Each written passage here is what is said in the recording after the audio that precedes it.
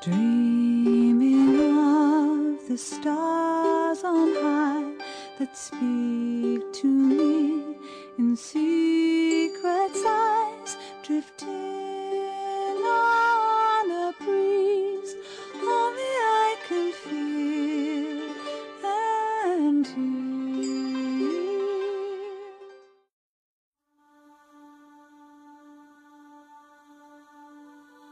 They passed through the portal and came out near the edge of a primal-looking village. They looked around to get their bearings and then looked at each other and jumped back at what they saw. Look at you guys! Sora yelled.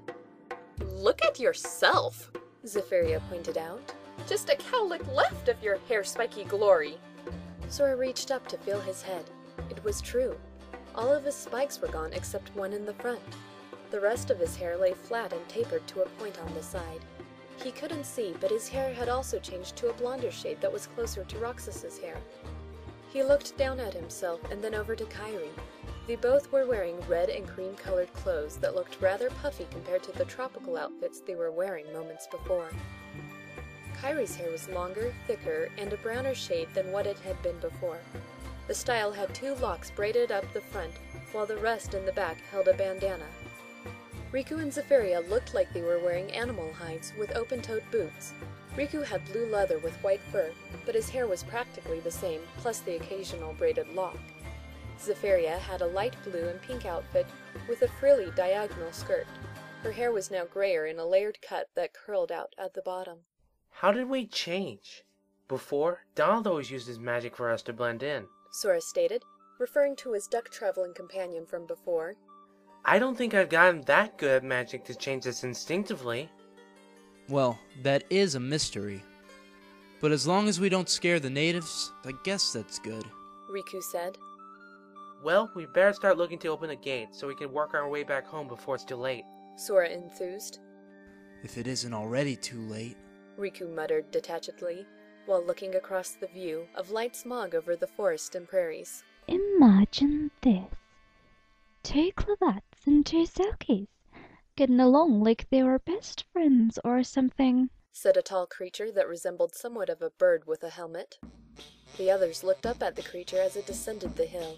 Its skinny arms and big hands flapped back and forth to maintain balance. The group felt out of place confronting this odd-looking local as they still looked close to human. Oh hey, hi! Sora stuttered, scratching his head. We, sort of lost our way while traveling. I hope we're not being a bother. No bother at all. I wondered why I was hearing unfamiliar voices in the village. I am Tipa, daughter of Elgrove.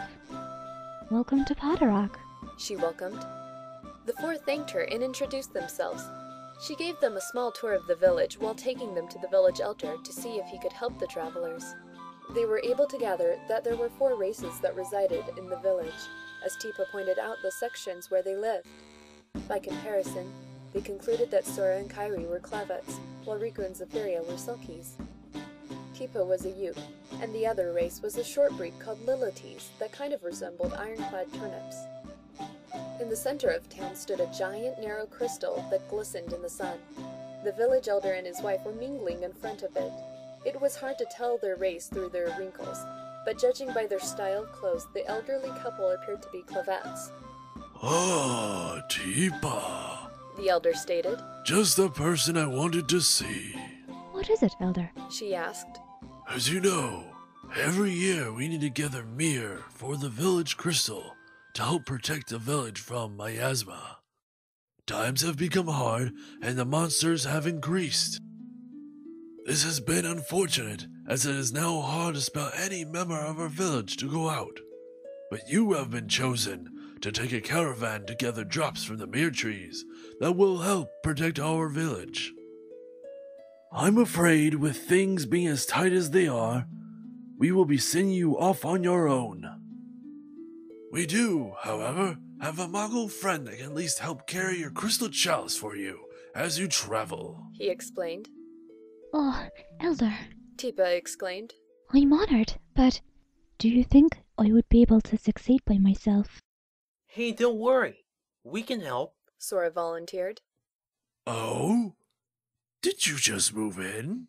the elder questioned, noticing the others. Well, not really. We got lost and we're trying to find our way. But if we go along with Tipa, maybe we'll find what we're looking for at the same time, Sora explained. Thank you, kind travelers. We do appreciate the help. Expressed the elder. Yes, thank you. We just met, but already you are like good friends. Tipa said. The elder turned and grabbed a leather-bound book that was sitting on a pedestal in front of the crystal and handed it to Tipa. Be sure to record your journey down, instructed the elder. Remember, memories fuel the drop and protect our village. Tipa nodded, then led the group to the other side of the village square to where the Moogles had a shop. A small yellow fuzzy creature with a red pom-pom coming from his head and small bat wings came out to greet them. Knowing what Tipa was there for, he called out another Moogle, the one that was going to join them for their journey. Hi, I'm Mog. Koopa? Squeaked the little creature. I want to see the world. I can't wait to start. Sora had come across Moogles before in other worlds, so seeing a bit of familiarity was heartwarming in this strange new place. Mog picked up a basket that held a tiny crystal fragment on the top. Tipa explained that she just needed to say goodbye to her family, and they could be on their way, so they returned to the Yuke's residence for Tipa to bid her farewells. The others waited with Mog outside. Did you hear? They can see me! Tipa counted 2 Klobats and 2 Selkies, which means she was able to see me, too! Zefferia whispered in excitement. Riku tried to calm her by patting her shoulder. Sora, however, knowing how Moogles have shops spread across the different worlds, decided to inquire of their new companion. So, Mog, have you ever heard of Traverse Town or Radiant Garden? Sora asked. Sorry, I haven't. Koopa? Mog replied. What's that? Other worlds. I thought that all Moogles would know about them, explained Sora. Oh, I know that there are other worlds, but I haven't been able to travel to them yet. Koopa? But I'd love to, replied Mog. Maybe if we find the gateway out of here, you can come with us, Sora offered. Really? Koopa? That would be great! Mog squealed. Kairi cut in. I'm just happy that I'm not left behind this time on the adventure. Yeah, so... what are we setting out to do? Sora asked. Riku groaned. You volunteered us to do something, but you don't know what? Sora looked sheepish. Well, they need our help. Mog took a deep breath as he went into explaining mode. For some time, miasma, which is a poisonous gas, has flooded this world. The only thing that wards it off is a drop-off of a mercury. But the drop only lasts for a year, so villages send out caravans every year to find the trees and gather their drops into a crystal chalice, which is what I am carrying. The small crystal on top is like a miniature version of the crystal in the town center, so you don't have to worry about the miasma as long as you stay within its aura. Wow. Good thing Moogles are good at explaining things, Sora said dizzily. Yeah, if you didn't catch that, Sora, you'd have to go back to school with the 5-year-olds. Riku teased. Hey! Sora exclaimed. I understood it. A bit.